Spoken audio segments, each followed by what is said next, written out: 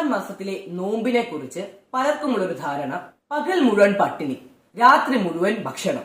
എന്നാൽ ആ ഒരു രീതി അസാധ്യമാണ്. മാത്രമല്ല, നോമ്പുകൊണ്ട് ഉദ്ദേശിക്കുന്നതും അതല്ല.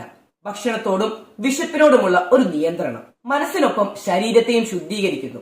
ആരോഗ്യ രീതികളിൽ വരുന്ന മാറ്റങ്ങൾ, ഇതൊക്കെയാണ് നോമ്പുകൊണ്ട് ഉദ്ദേശിക്കുന്നത്. എന്നാൽ ഇക്കാലത്ത് നോമ്പുതുറ വിഭവങ്ങളിൽ എന്തൊരു ധാരാളിത്തവും ആർഭാടവുമാണ്. പകൽ മുഴുവൻ നിരാഹാരം കിടന്നതിന് ശേഷം അതിനുതകുന്ന രീതിയിലല്ലേ ഭക്ഷണം കഴിക്കേണ്ടത്. ദഹനരസങ്ങൾക്ക് വിശ്രമം നൽകിയതിനു ശേഷം കഴിക്കുന്ന ഭക്ഷണം അത് ആരോഗ്യകരമായിരിക്കണം. യഥാർത്ഥത്തിൽ ലഘുവായ ഒരു നോമ്പുതുറ. കുറച്ച് സമയങ്ങൾക്ക് ശേഷം കട്ടിയുള്ള ആഹാരം കഴിക്കുന്നു. പിന്നീട് ഒരു ഉറക്കത്തിന് ശേഷം ലഘുവായ ഇടയത്താഴവും. ഈ ഒരു ഭക്ഷണ രീതിയാണ് പ്രവാചകൻ നമ്മെ പഠിപ്പിക്കുന്നത്. എന്നാൽ പലരും ഇതൊക്കെ മറക്കുന്നു. ചിലയിടങ്ങളിൽ ഏറ്റവും കൂടുതൽ ഭക്ഷണം പാഴാകുന്നതും ഈ നോമ്പുകാലത്തായിരിക്കും. ഇനി ഈ കാര്യങ്ങളൊക്കെ ശ്രദ്ധിക്കുമല്ലോ.